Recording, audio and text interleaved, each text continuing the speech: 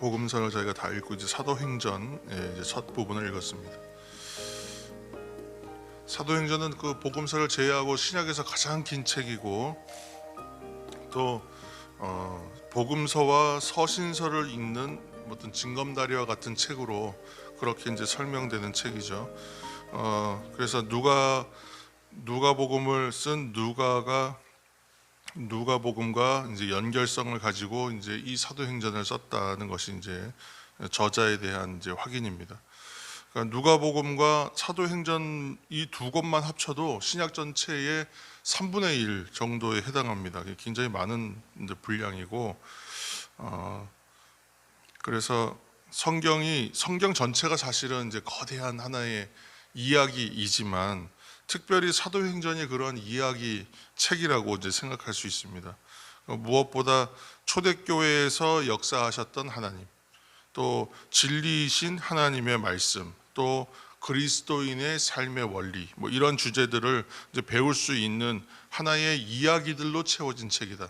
그러니까 그렇게 이해하면 되겠습니다. 그래서 특히 그 성경 세례, 성령 충만, 우리가 그 성경 세례와 성령 충만에 대해서 좀 이제 이해하기 위해서 구분하기도 하고 또 이제 서로 연관짓기도 하고 비교하기도 하면서 그렇게 또 설명하고 또 나눠야 될 논의가 있습니다. 왜냐하면 이 성령 세례와 성령 충만에 대해서 또 말들이 많기 때문에 또 오해할 수도 있고 우리의 이해가 좀 다를 수 있어서 또 제가 한번 기회가 되면 또 성령 세례와 성령 충만에 대해서 좀 더 깊이 한번 나눌 기회가 있을 것 같습니다.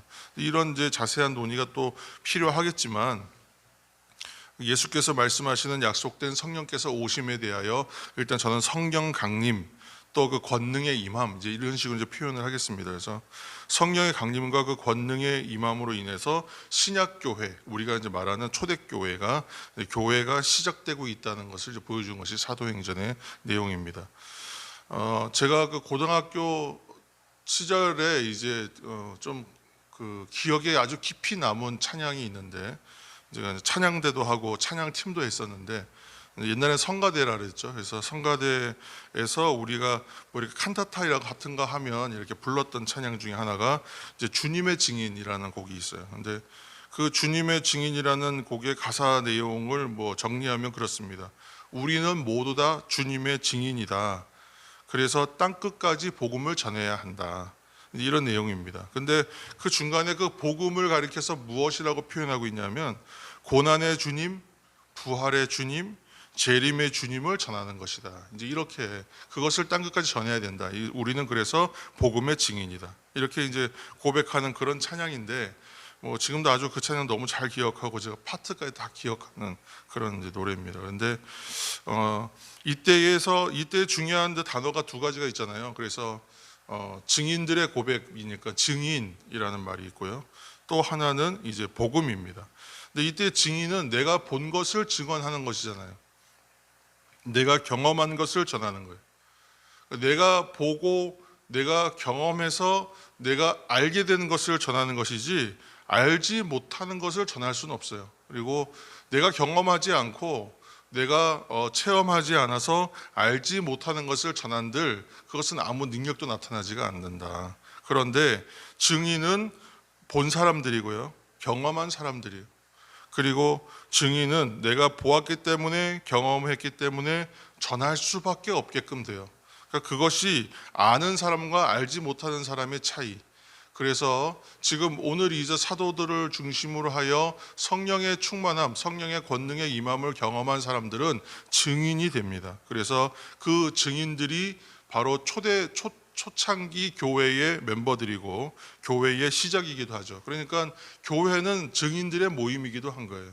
성령의 임함으로 인하여 교회가 시작되고 성령으로 인하여 알게 된 사람들, 경험하고 체험하여 그리스도를 알게 된 사람, 곧 그 어떤 주님이냐면 고난의 주님이요, 부활의 주님이요, 또한 그 재림의 주님을 전하는 이 사람들의 모임이 교회요. 이것은 성령으로 비롯되어 시작되었다는 것을 증언하는 것이 사도행전의 큰 메시지라고 볼 수 있는 거예요.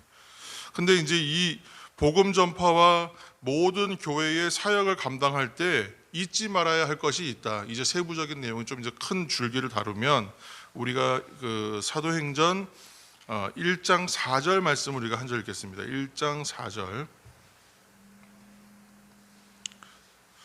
이제 하나의 원칙 같은 것이죠. 그래서 상식이기도 하고 원칙인데요. 4절 말씀입니다. 1장 4절. 사도와 함께 모이사 그들에게 분부하여 이르시되 예루살렘을 떠나지 말고 내게서 들은 바 아버지께서 약속하신 것을 기다리라. 아멘. 첫째 복음 전파 사명에 있어서의 원칙이자 자세, 지켜야 할 것, 잊지 말아야 할 것은 무엇인가? 사역할 때에 잊지 말아야 할 것. 첫째는 기다려야 한다. 기다려야 한다. 무엇을 기다리는 것인가? 당연히 우리가 알고 있겠지만 5절 말씀입니다. 5절. 요한은 물로 세례를 베풀었으나 너희는 몇 날이 못되어 성령으로 세례를 받으리라 하셨느니라. 아멘. 그래서 여기서 성령 세례와 성령의 충만함에 대하여 우리가 좀 이제 공부를 좀 해야 될 것입니다. 나중에. 그래서 우리가 오래 기다리지 않아도 제가 아마 사도행전 말씀이 끝날 때쯤이면 한번 아마 기회가 있을 것 같아요. 그래서 요한은 물로 세례를 베풀었으나 너희는 몇 날이 못되어 성령으로 세례를 받게 될 것이다.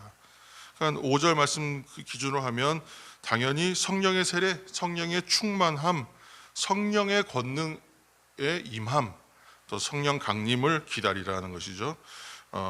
육의 힘으로는 감당할 것이 아니다. 하나님의 일이다. 하나님의 일이요 교회의 일로 여기는 일들은 힘으로 감당하는 것이 아니다. 몸의 힘과 육의 힘으로 감당하는 것이 아니라는 것이죠. 왜냐하면 애초부터 그렇게 성취될 일이 아니라는 거예요. 애초부터 그렇게 이루어질 일이 아니기 때문에 이것이 하나의 사역의 원칙이고 일의 방식의 원리라고 지금 설명하고 있습니다. 그래서 그리고 나서 1장 8절의 말씀이 나옵니다. 1장 8절이 사실은 이 사도행전 전체의 대표 말씀입니다. 1장 8절 함께 읽겠습니다.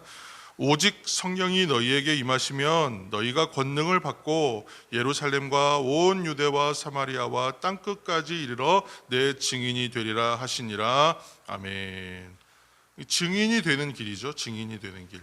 곧 우리에게 증인되라 하신 주님의 명령을 성취할 수 있는 길은 우리가 섬길 수 있도록 또는 우리가 감당할 수 있도록 또 달리 말하면 우리가 사역할 수 있도록 우리에게 힘과 능력을 공급하시는 분이 있다는데 그것이 바로 성령이시고 또 달리 말하면 그 성령의 권능 아래 있어야만 모든 사역과 일들은 이루어집니다 라고 지금 사도행전의 말씀을 통해서 발견하게 됩니다.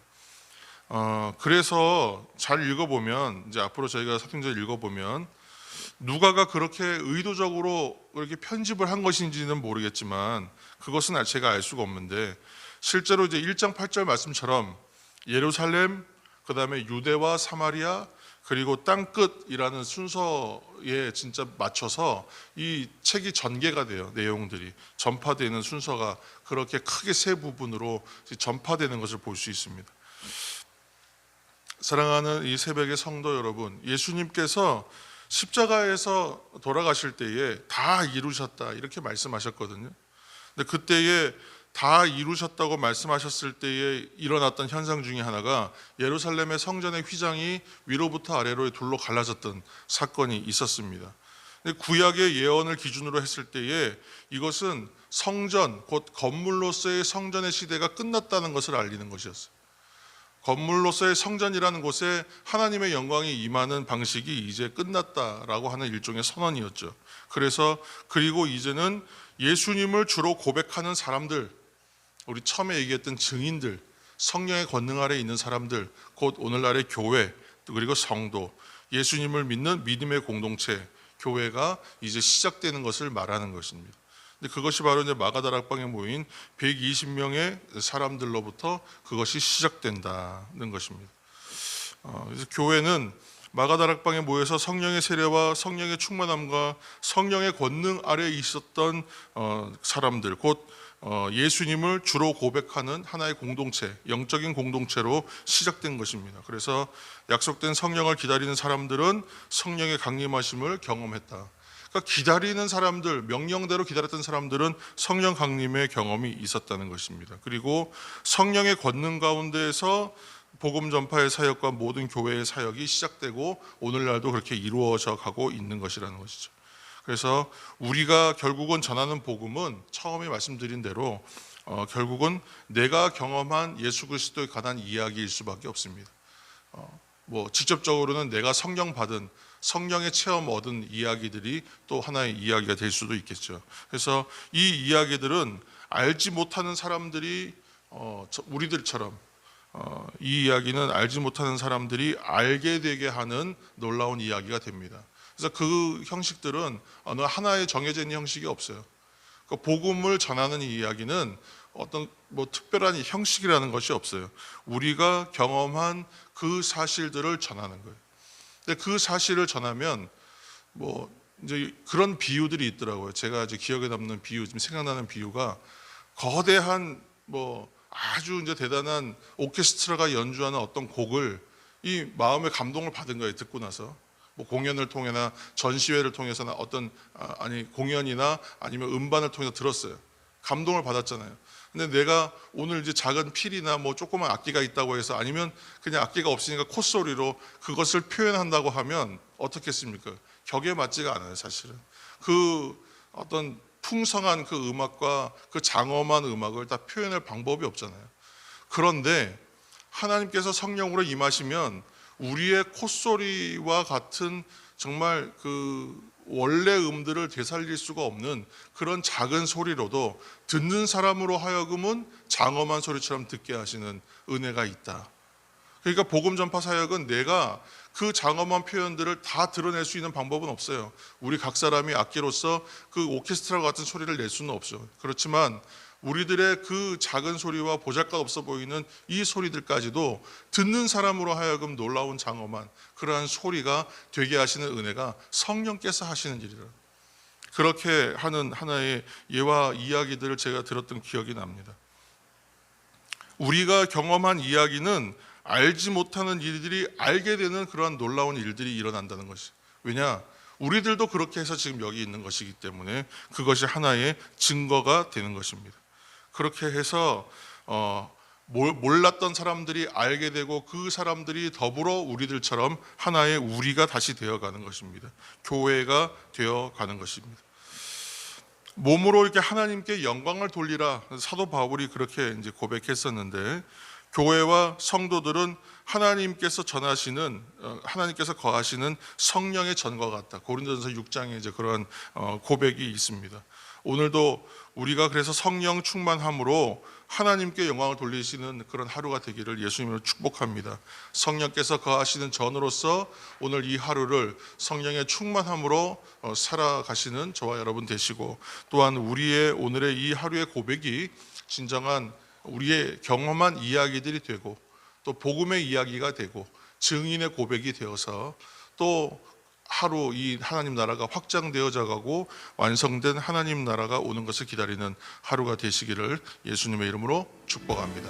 함께 오늘도 기도하며 나아갈 때에 말씀을 생각하시면서 또 찬송의 고백을 드렸던 것을 여러분 기억하시면서 함께 기도하며 나아가겠습니다. 우리에게 성령의 충만함을 주셔서 마가다락방에서 시작되었고 성령의 충만함을 받았던 사람들, 특별히 베드로와 사도들을 통하여 놀랍게 하나님의 교회가, 신약의 교회가 시작되었던 것처럼 그렇게 그 사도적 교회가 오늘날 우리들에게도 이어져서 우리도 사랑 담은 교회라는 이름으로 함께 모여 있습니다. 하나님, 이곳에 성령으로 충만하게 하여 주시고 성령의 권능을 허락하여 주셔서 오늘날도 우리들의 이야기들을 통하여 정말로 하나님을 알지 못하던 사람들, 예수 그리스도를 알지 못하던 사람들이 알게 되므로 그들도 우리와 같이 그들도 교회가 되는 놀라운 역사 있게 하여 주옵소서. 성령으로 이 모든 일들을 인도하여 주옵소서. 함께 기도하며 나가겠습니다.